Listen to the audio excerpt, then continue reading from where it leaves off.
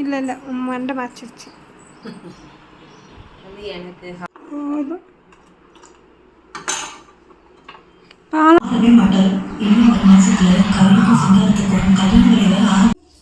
நம்ம வந்து Sunday vlog எடுக்கிறோன்னு சொல்லிட்டு எடுத்தோம். ஹாய் மை ஃபேமிலிஸ், நீங்களாம் ரொம்ப நாளாக கேட்டுகிட்டே இருந்தீங்க. ஒன் டே ஃபுல் டே ரொட்டீனாக போடுங்கம்மா, என்ன பண்ணுறீங்க இது பண்ணுறீங்க நாங்கள் தெரிஞ்சுக்கணும் அப்படின்னு சொல்லி கேட்டிருந்தீங்க. அதுக்காக இன்றைக்கி இந்த விலாக் எடுக்க போகிறோம். ஸோ வாங்க வீடியோக்குள்ளே போகலாம். வீடியோக்குள்ளே போகிறதுக்கு முன்னாடி தான் சேனலை ஃபஸ்ட் டைம் பார்க்குறீங்கன்னா லைக் பண்ணுங்கள், ஷேர் பண்ணுங்கள், கமெண்ட் பண்ணுங்கள். மறக்காமல் பக்கத்தில் இருக்க பெல் ஐக்கனை கிளிக் பண்ணிக்காங்க. அப்போ தான் நாங்கள் போகிற வீடியோஸ் உங்களுக்கு நோட்டிஃபிகேஷன் வரும். இப்போ வாங்க வீடியோக்குள்ளே போகலாம். வாழ்வு தொடங்கும் இடம் நீதானே, வானம் முடியும் இடம் நீ. எல்லாத்துக்கும் ஹாப்பி சண்டே. இந்த வீடியோ வந்து மண்டே மார்னிங் 10 மணிக்கு தான் ரிலீஸ் ஆகும். எல்லாத்துக்கும் ஹாப்பி சண்டே. சண்டேல எல்லாருமே ஹாப்பியாக சந்தோஷமாக இருங்க. சண்டேன்னு இல்லை, எல்லா நாளுமே ஹாப்பியாக சந்தோஷமாக இருங்க. எல்லா கஷ்டங்கள் வரும். உங்களுக்கே தெரியும் அம்மாவுக்கு எவ்வளோ மன உடைச்சல் தர மாதிரி எல்லாம் நடந்துகிட்ருக்குன்ட்டு. அதையும் தாண்டி தான் நான் வீடியோஸ் போட வந்திருக்கேன். என் உருவத்தை வச்சோ என் ட்ரெஸ்ஸிங்ஸை வச்சோ கேலி பண்ணுறவங்க பண்ணிக்கிட்டே இருங்க. நான் எப்படி இருக்கணும்னு சொல்லி எனக்கு தெரியும். அதே போல் நான் எல்லாத்துக்கும் என்னை நிரூபிக்கணுங்கிற அவசியமும் இல்லை, எதுவுமே கிடையாது.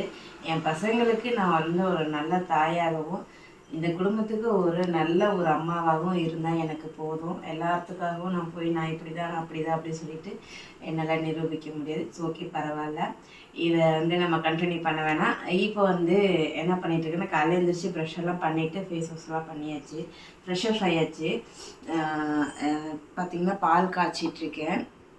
இப்போ வந்து பாத்திரம் எடுத்து கமுத்திட்டு இப்போ நான் வந்து பார்த்திங்கன்னா ஒரு 65 to 67 கிலோ நல்லா வெயிட் போட்டிருக்கேன். அது நிறைய பேர் கேலியும் பண்ணியிருக்கீங்க. ஸோ இப்போது இந்த வெயிட்டை வந்து ஃபுல்லாக செக் பண்ணி பார்த்துட்டு எவ்வளோ இருக்குதுன்னு ஒரு டாஸ்க் மாதிரி எடுத்துக்கலான்னு இருக்கேன். நீங்கள் என்ன சொல்ல வரீங்கன்னு சொல்லி கமெண்ட் பண்ணுங்கள். அப்புறம் அது போக என்னது, இப்போ நான் டீ இன்றைக்கி வந்து ஜூன் 1, நான் வீடியோ ஷூட் பண்ணுறது வந்து ஜூன் 1.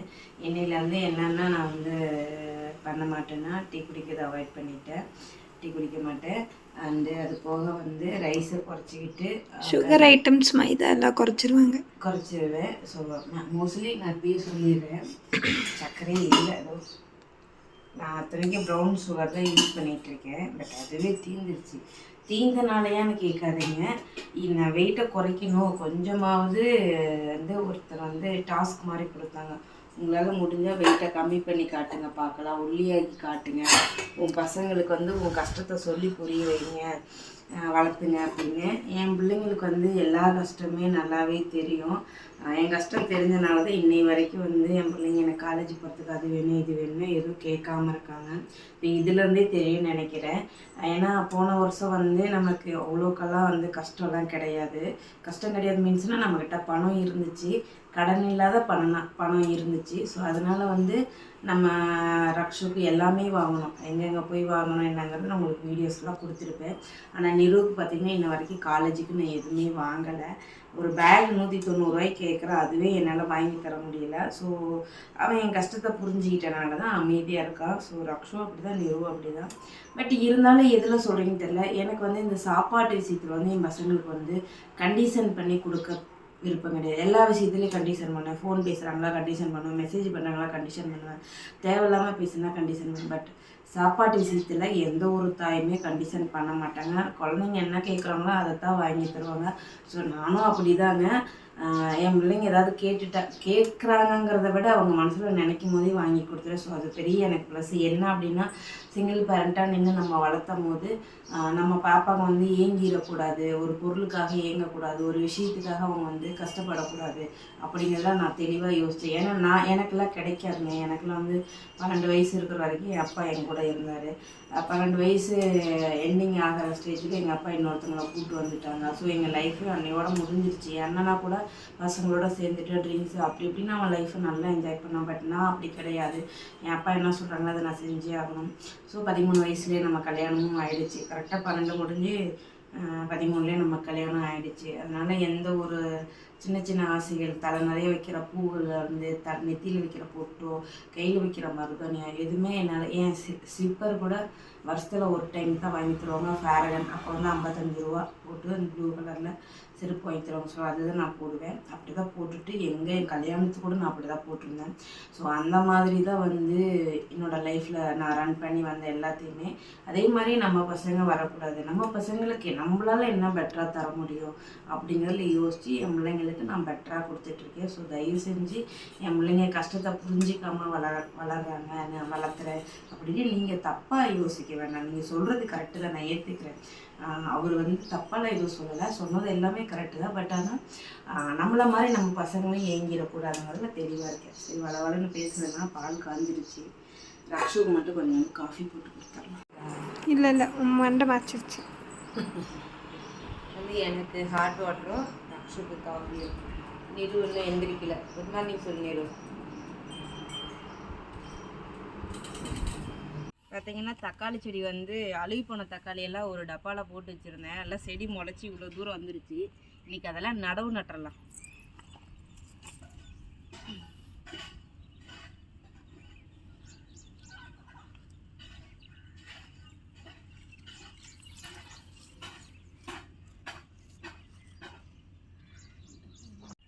இது வந்து அந்த பக்கமும் நட்டிருக்கேன், எல்லாத்தையும் காட்டுற வீடியோவில். அதை பார்த்து பயந்துட்டேன்டா. வந்து மேலே போய் மேலேயும் உரம் போட்டு விடலாம்.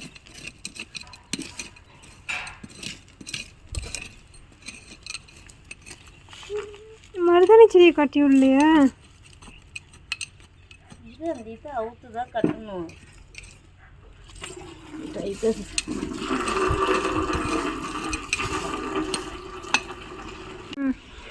ஓ, நம்ம மாடி தோட்டத்தை பார்த்துடலாமா? கீழே நான் உங்களுக்கு கம்ப்ளீட்டாக காட்டல. அதுக்குள்ள அந்த உரம் யூரியெல்லாம் நனைஞ்சிருச்சு. அதை கலக்கி மேலே கொண்டாந்து ஊற்ற வந்துட்டேன். இங்கே ஒரு பைத்தியம் இருக்குது, அது இருந்துட்டு போகுது. இங்கே பாருங்கள், இந்த ரோஸ் வந்து நான் இந்த செடி வராதுன்னு நினச்ச ஒன்று, ஆனால் இதில் தான் அதிக பூ பூத்துருக்கு. இப்போ இந்த 4 மழை விழுந்த பின்னாடி டேய் என்னடா பண்ணுற மைக்கு பிடிச்சிக்கிட்டு, இந்த 4 மழை விழுந்த பின்னாடி நல்லா தலைஞ்சிருச்சு பாருங்களேன். பார்க்கும் போதே தெரியும். முன்னாடி இது மட்டும்தான் இருந்துச்சு, நான் வராது அவ்வளோதான் நினச்சிட்டு இருந்தேன். அதுக்கப்புறம் இருந்துச்சு. இதுவும் நான் வந்து கட்டிங் பண்ணி விட்டேன். தூக்கிட்டா கட்டிங் பண்ண பின்னாடி வளரவே இல்லை. அப்புறம் மழை விழுந்துட்டு ஒரு நாள் கழிச்சு வந்து பார்த்தா அப்படியே துளிர்த்து வந்துருந்துச்சு. சந்தோஷம், மொட்டு வந்திருக்கு. ஆனால் பூ ஒன்றும் பெருசாக வர்ற மாதிரி எனக்கு தெரியல. பார்க்கல, வெயிட் பண்ணி பார்க்கலாம். குளிர் வேலையும் நல்லா வந்துருச்சு. வெள்ளை பூச்சி கூட நல்லா பூ மாதிரி இருக்குன்னு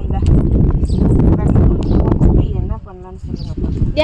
செடி மாதிரி தெரியலடா கண்ணு கேமரால. இந்த மாதிரி வெள்ளை பூச்சி இதை வச்சு நம்ம ரசமும் வைக்க முடியாது. இது போகிறதுக்கு என்ன பண்ணனா போகும்னு அது ப்ளீஸ் எனக்கு கமெண்ட் பண்ணுங்க. ஏன் முள்ளு குத்திக்காத? அட இதையும் நான் கட்டிங் பண்ண செடி வளர்த்தியே தான் இருந்துச்சு. கட்டிங் பண்ணோடனே காஞ்சிக்கிட்டு போச்சு. சரி அவ்வளோதான், இதுக்கும் வேலை முடிஞ்சிருச்சு போச்சு. அவங்களுக்குலாம் அது பிரச்சனையே கிடையாது. முள்ளு குத்தாதா?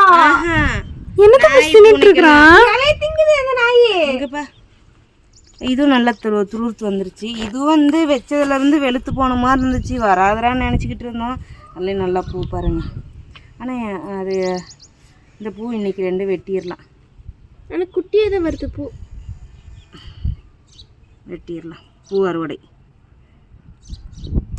அழகா, ஐயோ கழு அழகாக இருக்குது. தண்ணி மேலே வரல, அழகாக இருக்குல்ல, க்யூட்டாக இருக்குது, சூப்பராக இருக்குது. அந்த மாதிரி அது என்ன மாதிரி அதில் பாரு, நேற்று நீ ஒரு மல்லிப்பூ 2 மல்லிப்பூ பொறிக்கல. அது வந்து கோபுர மல்லி.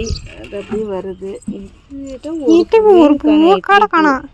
பார்ப்போம். ஆனால் துளுத்து வந்துச்சு. ஐயோ, நான் அந்த பழனிக்கு போயிட்டு 2-3 நாளாக செடி மேலே பார்க்கலங்க. என் செடி பூரா காஞ்சி போச்சு. ஒரு தண்ணி ஊற்றி இப்போ தான் காப்பாற்றி வச்சுருக்கேன். பவள மல்லி, ஊசி மல்லி. இது நேற்று நீ பொறிக்கவே இல்லை. மல்லிகைப்பூ.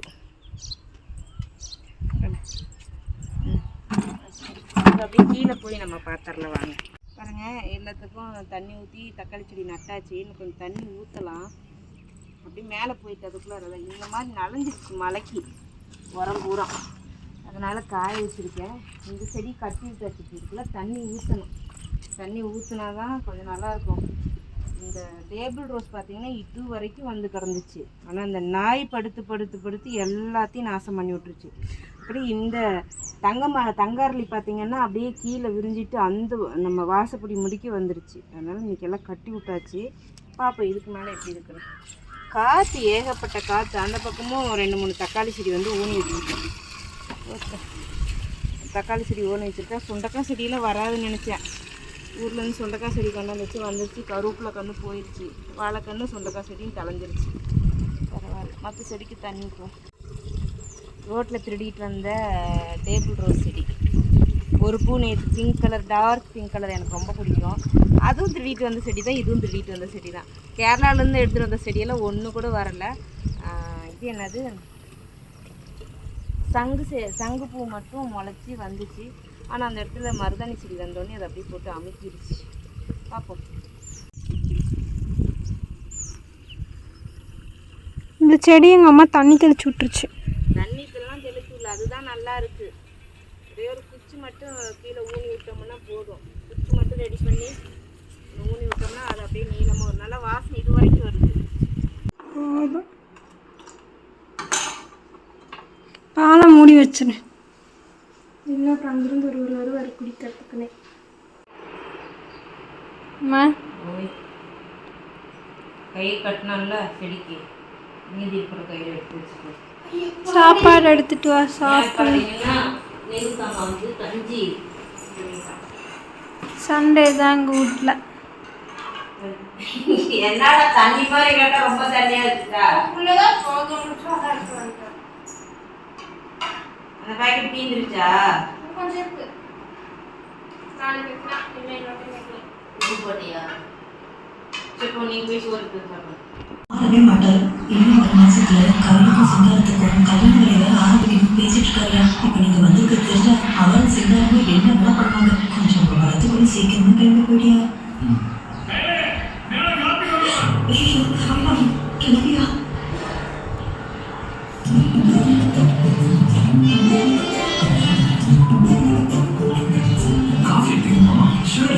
அம்மா என்ன பண்ணுற? நேற்று இந்த பலாப்பழமும் மாம்பழமும் வாங்குறதுக்கு சந்தைக்கு போனோம்ல, அப்படியே கொஞ்சோண்டு முல்லைப்பூ ஒரு பாக்கெட் வாங்கிட்டு வந்து நைட்டு கட்டலாம்னு நினச்சேன்னா மறந்துட்டேன். இப்போ தான் ஞாபகம் வந்துச்சு. அதை எடுத்து வச்சுட்டு கட்டிட்டு இருக்கேன். சரிம்மா. 2 மலை பூ கட்டி இவ்வளோ நேரம் இங்கே நடந்த போராட்டத்தை சொல்லு. ஆமாம். ஐயோ, ஏற்கனவே நம்ம வீட்டில் பூனை நாயெல்லாம் இருக்கு. இந்த நம்ம எது போய் பூ வச்சுட்டோம். தப்பால பூ வச்சுக்கலாம். அதுக்கு பதிலாக பாப்பா என்ன கேட்டாலும் நீ வாங்கி தரணும். என்னது வேணும்? என்ன பாப்பா வேணும் கேட்டுரு. எதான் சான்ஸு? எது வேணாம், பூனை குட்டி தான் வேணும். சான்ஸை மிஸ் பண்ணிட்டேன். போ. என்னன்னா நம்ம வீட்டில் பட்டும் அழகியெல்லாம் போய் ஒரு வீட்டிலேருந்து தூக்கிட்டு வருவோம் இல்லையா, ஒரு பாப்பா வீட்டில், டீச்சர் வீட்டில். அந்த பொண்ணு வந்து பூனை வேணுமா, பூனை குட்டி போட்டிருக்குன்னு சொல்லி போட்டு அனுப்பிட்டாங்க. என்னை இந்த பூக்கட்டை விடாமல் எனக்கு வேணும், அம்மாவும் சொல்லு, அம்மாவும் சொல்லு, அம்மாவும் சொல்லுன்னு ராவடி. நான் முடியாதுன்னு சொல்லிட்டேன். ஏன் சொன்னேன் அப்படின்னா, பட்டு இருக்கான், பட்டு குட்டி போடுவான் நாளைக்கு. அப்புறமா இங்கெல்லாம் கொஞ்சம் நாய் தொல்லைகள் இருக்குது. அவனை எப்படி காப்பாற்றுறது? பட்டும் அழகியும் கூட்டிகிட்டு வந்தே அழகி கடைசியே எங்கே போனானே தெரியல. நாய் வாய்க்கு பூச்சா இல்லை யாராவது தூக்கிட்டு போனாங்களாலே தெரியல. ஸோ அதனால அது வேண்டான்னு சொன்னேன். இப்போ வந்துடுச்சு. கோச்சிட்டு உட்காந்துருவேன். என்ன பண்ணுறது? சரி வாங்க எல்லாம் மாங்காய் சாப்பிட்லாம். ஏடா அக்கா தங்கச்சி 2 பேரும் சண்டே சமையல் சமைக்க சொன்னால் இனி என்னென்ன திட்டாளி அடிக்கிறா பாருங்க. அம்மா அம்மா உனக்கு ஒரு டாஸ்க்மா. நான் என்ன அடிச்சாலும் நீ கேமரா சேவ் பண்ணக்கூடாதுமா. நான் இப்போ வந்து பட்டாணி தின்ட்டு நான் லைவ் போகிறேன். அம்மா இப்போ ஜாலி மூட்ல இருந்தா. ஆமா, காலி மூட்ல காலி ஆயிடும். அப்புறம் ஏன் காளியம்மா? ஆமாம், காளியம்மா லைவ் போகலாம். காளியம்மா. ஆமாண்டி, நான் காளியம்மா தான். நீ என்னடி பண்ணுங்கிற? காளியம்மா காளியம்மா. ஏய் காளியம்மா. ஐயோ, போன் சேக் ஆகுதுடி. காளியம்மா நீ விஷயத்த சொல்லு. என்ன அம்மா வந்து ஒன்றும் சொல்ல மாட்டேங்குதுன்னு சொன்ன என்னது? சொல்லு. என்ன சமைக்க நீ ஒன்றும் சொல்ல மாட்டேங்கிற. பொய். அதுதான் ப்ராமிஸ். Mummy promise. சொல்லு. நான் சும்மா என்னவோ பேசிக்கிறேன். உனக்கு என்ன பிரச்சனை? அது ஏன் அம்மா சொல்ல மாட்டேங்குதுன்னு எதுக்கு அம்மாவை எடுத்தீங்க? நாங்க இருப்போம். நீங்க பேசுனா சொல்லு. செத்தடி இல்லையே. சொல்லு. எனக்கு எடுத்துட்டு வாங்கி தரவே மாட்டேன். தான் சொன்னேன்.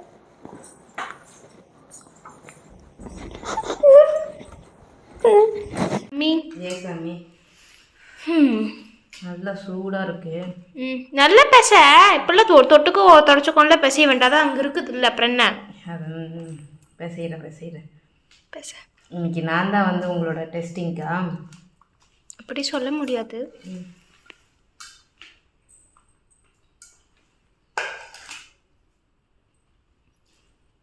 காரம் ஏறுதா?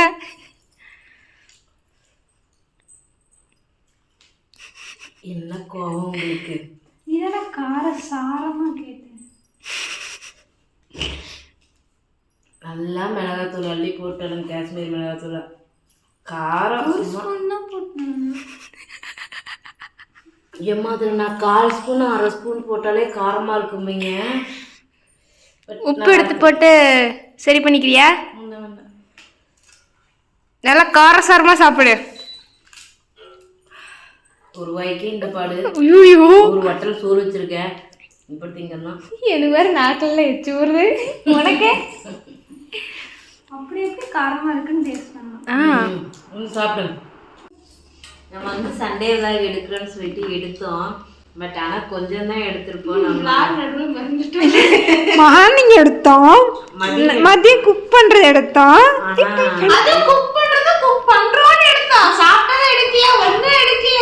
இல்ல சாப்பிட்டது எடுத்தோமே. இருந்தாலும் இந்த விலாக் வந்து மன்னிக்கவும். யாருக்காவது ஏன்னா நடுவில் கொஞ்ச நேரம் நாங்கள் சிம்மா கூட இது பண்ணிட்டு இருந்தோம், அதனால ஐடியா எடுக்கல. கொஞ்சம் என்ன சொல்றதுன்னு எனக்கும் தெரியல. நான் வந்து சிம்பாவுக்கு ட்ரெயினிங் தர போறேன். என்னன்னு எப்படி ஸ்டாண்ட் ஷேக்கன் கொடுக்கிறதுக்கு அப்படி. அவன் கேட்டு பண்ணிட்டான்னு வச்சுக்கோ, நீ என்ன ஐட்டம் நான் வாங்கி தரேன். எனக்கு காலையில் 10 ரூபா பாக்கெட் பிஸ்கெட் மட்டும் வாங்கி கூட நான் அவனை ட்ரெயின் பண்ணுறேன். சரி, ஸோ அதனால் மன்னிக்கவும்.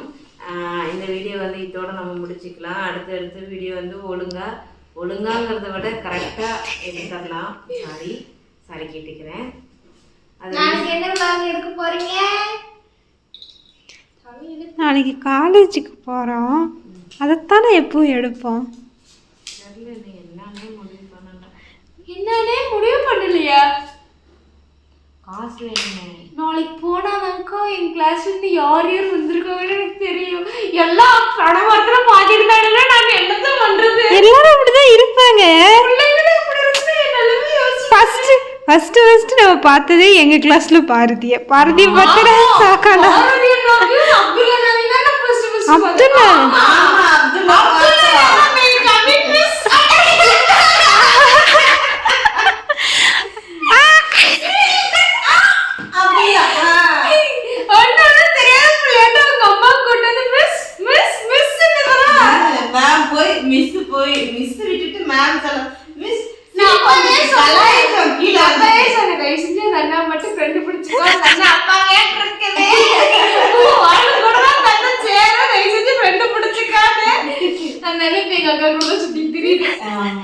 அப்துல்லா. நான் கூட அவனை எங்க காலேஜ்ல பார்த்த பின்னாடி வீட்டுக்கு வந்தேன். ஹோட்டல்ல வந்தான் ஸ்கூட்டில. அப்புறம் வீட்டுக்கு நாய்க்குட்டி தூக்கம் நான் வீட்டுக்கு 2 டைம் வந்தான்.